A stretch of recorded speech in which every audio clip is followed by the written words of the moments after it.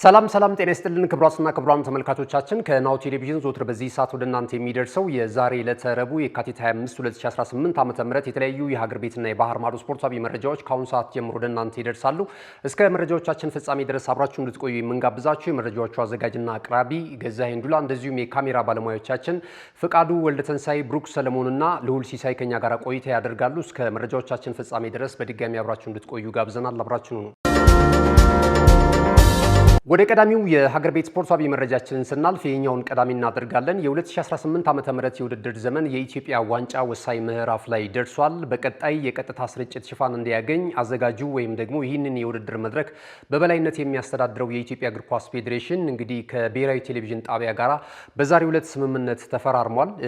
ቀጣይ የሩብ ፍጻሜ እንዲሁም ደግሞ እስከ ፍጻሜው ድረስ የሚደረጉትን ጨዋታዎች እንደዚሁ በቀጥታ ስርጭት ለእግር ኳስ ቤተሰቡ ለማስተላለፍ እንደዚሁ በዛሬው ዕለት የውል ስምምነት እንደዚሁ ተፈራርመዋል ማለት ነው። አሁን ላይ እንግዲህ ወደ ሩብ ፍጻሜ ያለፉ 8 ክለቦች እንደዚሁ መለየታቸው የሚታወስ ነው። በቀጣይ መጋቢት ላይ የጨዋታዎቹ ይከናወናሉ ተብሏል። እንግዲህ በኢትዮጵያ ከፍተኛ ሊግ የሚወዳደሩ እንደዚሁም በፕሪሚየር ሊጉ ላይ እየተወዳደሩ የሚገኙ ክለቦች የሩብ ፍጻሜ ምዕራፍ ላይ መቀላቀላቸው የሚታወስ ነው። በዚህም መሰረት በቀጣይ የሚደረጉትን የሩብ ፍጻሜ ጨዋታዎችን ስንመለከት ቤንች ማጂ ቡና ከኢትዮጵያ መድን፣ እንደዚሁ ነገሌ አርሲ ከሲዳማ ቡና፣ ቦዲቲ ከተማ ከመቀሌ 71 ድርሳ፣ መቻል ደግሞ ከወልዋሎ ዓዲግራት ዩኒቨርሲቲ ጋር ጨዋታቸውን የሚያከናውኑ ይሆናል። የቀጥታ ስርጭት ሽፋን ማግኘቱ እጅግ በጣም አስደሳች ነው ለስፖርት ቤተሰቡም፣ አጠቃላይ ለውድድሩም ጥራትና እንደዚሁም ለተጫዋቾቹም ትልቅ ተነሳሽነት ይሰጣል ተብሎ ነው እየተነገረ የሚገኘው ማለት ነውና በቀጣይ እንግዲህ የኢትዮጵያ እግር ኳስ ፌዴሬሽን እንደዚህ መሰል ከአጋር ጋር የሚደረጉ ስምምነቶችን በማከናወን ውድድሩ በጣም ተወዳጅና ለስፖርት ቤተሰቡ በሚመች መልኩ በያሉበት ቦታ የሚከታተሉበትን አማራጭ እየዘረጋ ነው የሚገኘው ማለት ነው። ክቡራትና ክቡራን ተመልካቾቻችን የሀገር ቤት ስፖርታዊ መረጃዎቻችን ይህንን ይመስላሉ። ስንመለስ በቀጥታ ወደ ባህር ማዶ ስፖርታዊ ጉዳዮቻችን ነው የምናቀናው። አሁንም ናሁ ቴሌቪዥን ምርጫችሁ አድርጋችሁ ናሁ ስፖርትን እየተከታተላችሁ ስላላችሁ እያመሰገንን መልእክቶች ይኖሩናል፣ እነሱን ተከታትለን እንመለስ። ካሽጎ በየትኛውም ዓለም ሆነው በማንኛውም ሰዓት ለወገኑ የሚደርሱበት ፈጣን የገንዘብ መላኪያ ተከፈተሎ። ማስተርና ቪዛ ካርዶን በመጠቀም ከ5 እስከ 20 ዶላር የሚልኩበት አዲስ የገንዘብ መላኪያ መንገድ። ካሽጎን ለየት የሚያደርገው የትኛውም የገንዘብ ዝውውር በፍጥነት አገልግሎት ከመስጠቱም ባሻገር ለማንኛውም አገልግሎት ምንም አይነት ክፍያ አለመጠየቁ ነው። በሀገራችን ታሪክ ገንዘብን ከውጪ ወደ ሀገር ቤት በማስተላለፍ በመተግበሪያ መልክ አገልግሎት መስጠት የጀመረው የመጀመሪያው ሀገር በቀል የገንዘብ መላኪያ ዘዴ ካሽጎ ከ4500 በላይ ባሉ የባንክ ቅርንጫፎች አገልግሎት እየሰጠ ይገኛል። ገንዘቦን በሰኮንዶች ልዩነት ውስጥ ይፈልጉ በአካውንቶ ወይንም በእጆ ቆጥረው የሚወስዱበት ልዩ ዘዴ። በቅርቡ ሁሉንም ኢትዮጵያዊ ባለቤት ለማድረግ ጉዞ የጀመረው ካሽጎ ዛሬውኑ መተግበሪያውን በስልኮ ላይ በመጫን የአገልግሎቱ ተጠቃሚ ሆኑ። ፍጥነት መለያችን፣ ኢትዮጵያን መክፈቻችን፣ ካሽጎ ነው መላኪያችን። ካሽጎ የአዲሱ ትውልድ ብራንድ። ክቡራትና ክቡራን ተመልካቾቻችን ተመልሰናል። ቀደም ሲል የሀገር ቤት ስፖርታዊ መረጃዎችን ወደ እናንተ አድርሰናል። ከዚህ ሰዓት ጀምረን ደግሞ ከባህር ማዶ የተለያዩ የወሬ ምንጮች የተሰናዱ ስፖርታዊ መረጃዎችን ወደ እናንተ እያደረስን ነው ቆይታ የምናደርገው። እንግዲህ የኮፓ ኢጣሊያን የግማሽ ፍጻሜ የመጀመሪያ ዙር ጨዋታዎች በትላንትናው ዕለት ጅማሯቸውን ማድረጋቸው የሚታወስ ነው። ዛሬ ምሽትም ሌላኛው አንደኛው ጨዋታ የሚከናወን ይሆናል። ይህ ጨዋታ የሚደረገው ደግሞ በላዚዮና እንደዚሁ በአታላንታ መካከል ነው። ምሽት 5 ሰዓት ላይ ይደረጋል። ከዚህ ቀደም በኮሞና በኢንተር ሚላን መካከል የተደረገው ጨዋታ 0-0 በሆናቸው ውጤት መጠናቀቁ የሚታወስ ነውና የመልሱ ጨዋታ ይጠበቃል። ዛሬ ምሽት እንግዲህ 5 ሰዓት ላይ ቀደም ሲል እንዳልኳችሁ በሴሪያው 11ኛ ደረጃ ላይ የሚገኘው በ34 ነጥቦች ላዚዮ እንደዚሁ 7ኛ ደረጃ ላይ ከሚገኘው አታላንታ ጋር ነው ጨዋታቸውን የሚያከናውኑት ማለት ነውና የትኛው ቡድን የመጀመሪያውን ዙር በማሸነፍ በቀጣይ በደርሶ መልስ ድምር ውጤት ወደ ኮፓ ኢታሊያ ወደ ፍጻሜ ለማለፍ እድሉን ያሰፋል የሚለው ነገር የዛሬ ምሽቱ ጨዋታ መልስ ይኖረዋል ማለት ነው። ወደ ሌሎች የባህር ማዶ ስፖርታዊ መረጃዎቻችን በቀጥታ እናልፋለን። ብዙ የእግር ኳሱ ቤተሰቦች አብዝተው እየናፈቁት የሚገኘው የእንግሊዝ ፕሪሚየር ሊግ በሳምንቱ አጋማሽ እየተከናወነ ይገኛል። የ29ኛ ሳምንት መርሃ ግብር ጨዋታዎች ትላንት ምሽት ነው ጅማሯቸውን ያደረጉት። በእንግሊዝ የተለያዩ ከተማ ስቴዲየሞች እየተከናወኑ ይገኛሉ። ትላንት እንግዲህ ያልተጠበቀ ውጤት የተመዘገበበት የወልቨርሃምፕተን ወንድረስ እና የሊቨርፑልን ጨዋታ እናስታውሳለን። በወልቨርሃምፕተን ወንድረስ 2-1 አሸናፊነት ነው የተጠናቀቀው። ዛሬ ምሽት ደግሞ ብዙ በሀገር ቤትም ደጋፊ ያላቸው ትልልቆቹ ክለቦችና የሊጉ የደረጃ ሰንጠረዥ ላይም በሻምፒዮናነቱ ፉክክር ለውጥ ሊያመጡ ይችላሉ ተብለው እየተጠበቁ የሚገኙ መርሃ ግብር ጨዋታዎች ይከናወናሉ። በኩል ተመሳሳይ ጊዜ ምሽት 4:30 ሲል የሚደረጉትን ጨዋታዎች እንጠቁማችሁ። እንደዚሁ ብራይተን ከአርሰናል የሚያደርጉት ጨዋታ ይጠበቃል። አርሰናሎች መሪነታቸውን አጠናክረው ለመቀጠል ብሎም ከተከታያቸው ማንቸስተር ሲቲ አብዝቶ ለመራቅና የሊጉን የዋንጫ ክብር ለማሳካት እንደዚሁ ዛሬ ከባድ ፍልሚያ እንደሚያደርጉ ነው እየተነገረ የሚገኘው። ከዚህ ቀደም እንደምናስታውሰው እንግዲህ የመጀመሪያው ዙር ጨዋታ እጅግ በጣም አጓጊ ሆኖ እስከ መጨረሻው ደቂቃ ድረስ አርሰናሎችን ፈትኖ በአርሰናሎች አሸናፊነት መጠናቀቁ የሚታወስ ነው። የዛሬው ጨዋታ እጅግ በጣም ማራኪ ነገር ሊመዘገብበት እንደሚችል እየተነገረ ነው የሚገኘው ማለት ነው። ይህ ጨዋታ 4:30 ነው የሚደረገው። እንደዚሁ በዚሁ ሰዓት ላይ ሌሎች የሚደረጉ ጨዋታዎች አሉ። ሌላኛው የሻምፒዮናው ተፎካካሪ ክለብ ማንቸስተር ሲቲ ነው ከኖቲንግሃም ፎረስት ጋር ጨዋታውን ያደርጋል። ፉልሃም በክራቨን ኮቴጅ እንደዚሁ ዌስትሃም ዩናይትድን ላለመውረድ እየታገለ የሚገኘውን ክለብ የሚያስተናግድበትም ጨዋታ ተጠባቂ ነው። እንደዚሁ እዚሁ ሰዓት ላይ ሌላኛው ተጠባቂ ጨዋታ በቪላ ፓርክ ስቴዲየም የምዕራብ ለንደኑ ክለብ ቼልሲ የሚያደርገው ከአስተን ቪላ ጋር የሚያደርገው ጨዋታ እንደዚሁ ተጠባቂ ነው ማለት ነው። ቼልሲ በአርሰናል ሽንፈት ከገጠመው በኋላ ወደ አሸናፊነት ለመመለስ ከሜዳ ውጭ አስተን ቪላን ይገጥማል። አስተን ቪላም የአሰልጣኝ ዩናይ ኤምሬው ቡድን በዚህ የመጨረሻ ጨዋታዎቹ ላይ እጅግ በጣም እየተፈተነና ነጥቦችን እየጣለ ነው የሚገኘው። በቀጣይ የአውሮፓ የተሳትፎ መድረክን ለማግኘት እንግዲህ ከባድ ፍልሚያ ይጠብቀዋል ተብሎ ነው እየተነገረ የሚገኘው። እነዚህን ሁለት ተፎካካሪ ክለቦች እርስ በርስ የሚያገናኙ ጨዋታ 4:30 ላይ ይደረጋል። ሌላኛው ተጠባቂው ጨዋታ በሴንት ጄምስ ፓርክ ስቴዲየም ኒውካስል ዩናይትድን ከማንቸስተር ዩናይትድ ጋር የሚያገናኘው ጨዋታ ነው። እነዚህ ሁለት ቡድኖች እንግዲህ ከዚህ ቀደም በተለያዩ አጋጣሚዎች የተገናኙበትን ሁኔታ እናስታውሳለን። ዩናይትድ አሁን ጥሩ ቁመና ላይ ነው የሚገኘው። በሊጉ የደረጃ ሰንጠረዥ እንደዚሁ 3ኛ ደረጃ ላይ ተቀምጧል 51 ነጥቦችን ይዞ ማለት ነው። ኒውካስል ዩናይትድ የአሰልጣኝ ኤዲያው ቡድን ያን ያህል በዘንድሮ ዓመት በሊጉ ጥሩ ፍክክር እያደረገ አይደለም የሚገኘው። ያው በአውሮፓ ቻምፒየንስ ሊግ የውድድር መድረክ ጥሎ ማለፍ 16ቱን ከተቀላቀሉ ክለቦች መካከል አንደኛው መሆኑ ይታወሳልና እንግዲህ ማክፓይሶቹ 36 ነጥቦችን ይዞ 13ኛ ደረጃ ላይ ይገኛሉ። የበለጠ ወደ ከፍታ ለመምጣት የዛሬው ምሽት ጨዋታ በሜዳቸውና በደጋፊያቸው ፊት ሆነው የሚያከናውኑት ነው የሚሆነው ማለት ነው። አሰልጣኝ ማይክል ካሪክም ከጨዋታው አስቀድሞ የሰጠው ንግግር ብዙዎችን እያነጋገረ ይገኛል። በመውጫችን ላይ በተለይ ከአርሰናል ከመሪው ክለብ ጋር የተያዘን ሁኔታ ያነሳበትን ሀሳብ ወደ እናንተ እናደርሳለን በአጫጭር ስፖርታዊ መረጃዎቻችን። ዛሬ እንግዲህ በሚደረገው ጨዋታ ምናልባት ሃሪ ማጉዌር የመሰለፍ ዕድል ሊኖረው እንደሚችል አሰልጣኝ ማይክል ካሪክ ተናግሯል ማለት ነው። ዩናይትዶች ተከታታይ 3ኛ ድላቸውን ለማስመዝገብ ነው በተለይ በአሰልጣኝ ማይክል ካሪክ ስር ሆኖ ያደረጓቸውን 7 ጨዋታዎች ያለ ሽንፈት ነው እያጠናቀቁ የሚገኙት።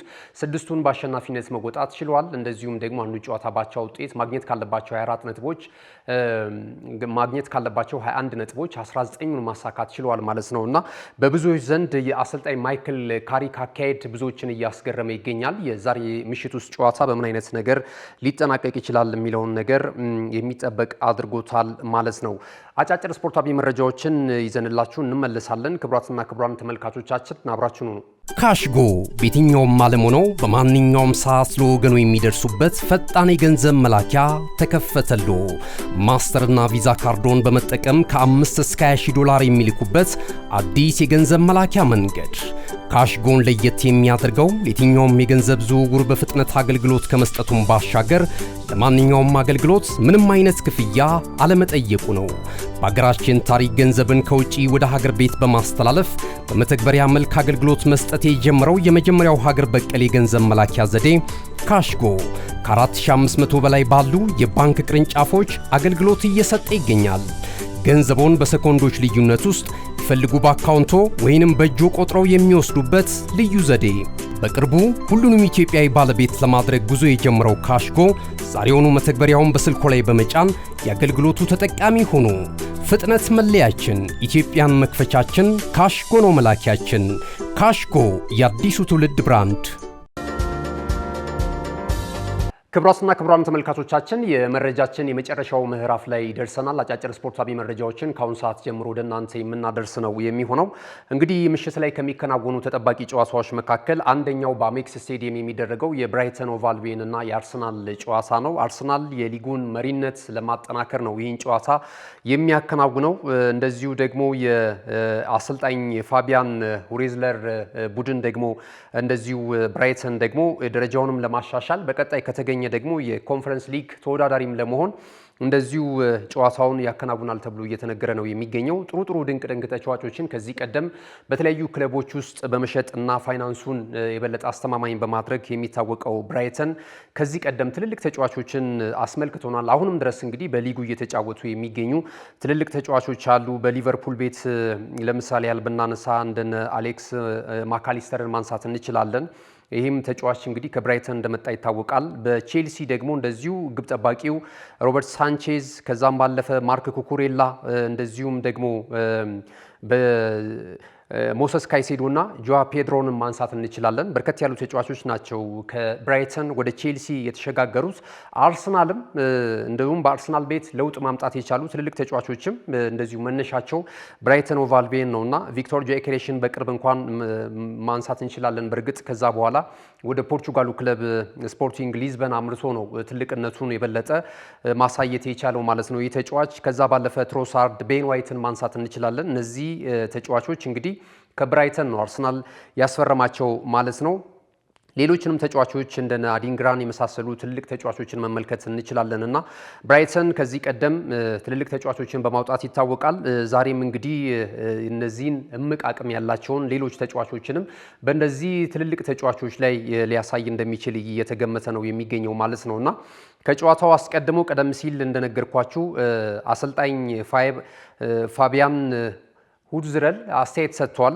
በተለይ የአርሰናልን የተጋጣሚያቸውን ክለብ አሁናዊ ቁመና በተመለከተ ማለት ነው። ተጋጣሚያችን አርሰናል ቡድኑ እጅግ በጣም ጠንካራ ነው። አሁን ላይ በዓለም ላይ ካሉ ጠንካራ ክለቦች መካከል አንደኛው አርሰናል ነውና ይህንን ስብስብ እንግዲህ ለማሸነፍ ያለንን ሁሉ እንሰጣለን በምሽቱ ጨዋታ ላይ። በእርግጥ ሊከብደን ይችላል።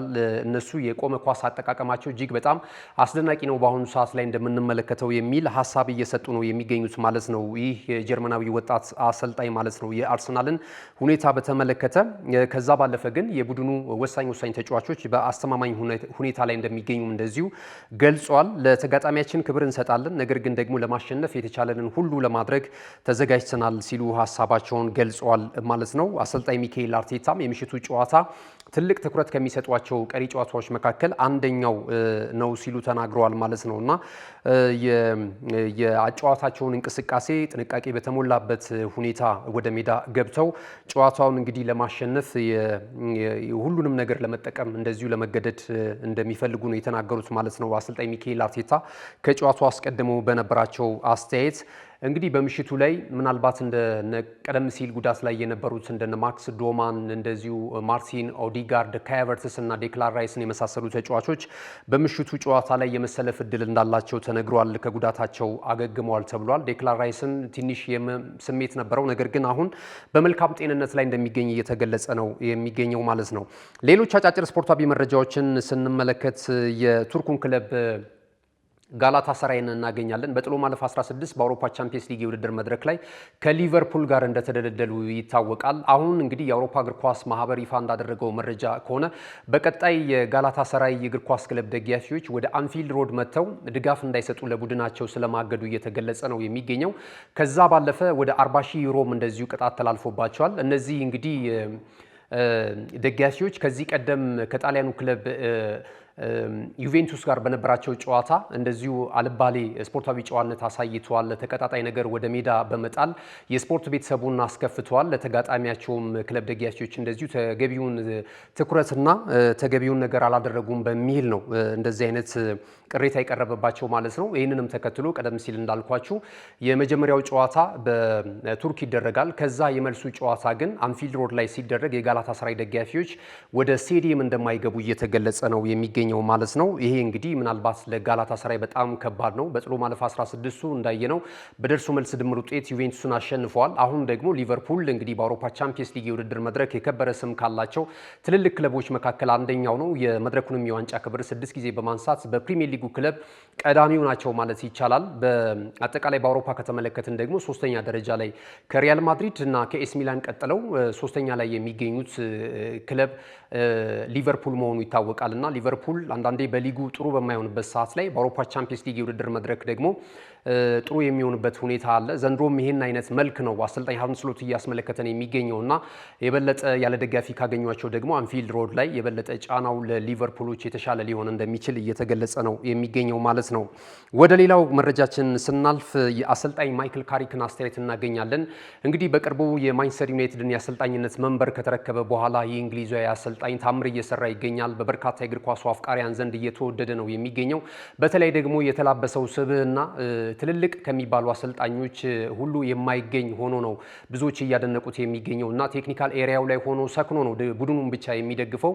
አንድና አንድ ቡድኑና ተጫዋቾቹ ላይ ትኩረት አድርጎ ነው እና ብዙዎች እየወደዱት ይገኛሉ፣ የተቃራኒ ክለብ ደጋፊዎች ጭምር ማለት ነው። ሜዳ ላይ ደግሞ እያስመዘገበ ያለው ውጤት እጅግ በጣም አስደሳች ሆኖ የማንቸስተር ዩናይትድን አያልነት እየመለሱ ከሚገኙ ሁኔታዎች መካከል እንግዲህ የአሰልጣኝ ማይክል ካሪክ ሁኔታ በብዙዎች እየተደነቀ ነው የሚገኘው። ካደረጋቸው 7 ጨዋታዎች 6ቱን በአሸናፊነት ማጠናቀቅ ችሏል እና የቀይ ሰይጣናቱ ደጋፊዎች በልባቸው ከትበውታል። በቀጣይ ምናልባት በዚሁ የውድድር ዓመቱ የሚቀጥል ከሆነ ቀጣይ በቋሚነት ይህንን አሰልጣኝ በኦልትራፎርድ ስቴዲየም ለማስቀረት ግፊት እንደሚያደርጉ አንዳንድ ደጋፊዎች ከጎኑ መሆናቸውን ሀሳብ እየሰጡና በክለቡ ቦርድ አመራሮች ላይም ጫና እያሳደሩ ነው የሚገኙት ማለት ነው እና አሁን ላይ ግን ዛሬ በተለይ ከኒውካስል ዩናይትድ እግር ኳስ ክለብ ጋር ከሚያደርጉት ወደ ሴንት ጄምስ ፓርክ ስቴዲየም አቀንተው ከሚያደርጉት ጨዋታ አስቀድሞ ጨዋታውን በተመለከተና ተያያዥ ጉዳዮችን ለመገናኛ ብዙሃን እንደዚሁ ሲያንጸባርቁ ነበርና አንድ ያነሱት ሀሳብ ግን ብዙዎችን እያስገረመ ይገኛል። አሁን እንግዲህ እንደሚታወቀው የሊጉ